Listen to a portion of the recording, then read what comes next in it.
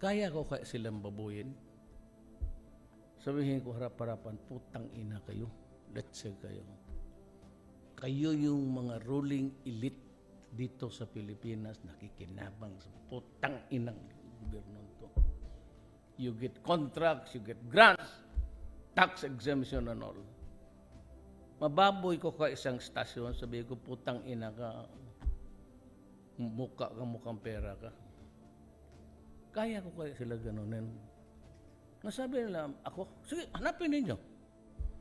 Kalkaking Central Bank, pati lahat ng bangko, Rural Bank.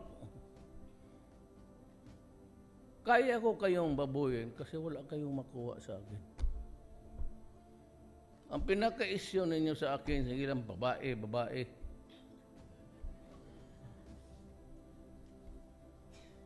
Hindi kung walang lalaki, paano na yung mga babae dyan?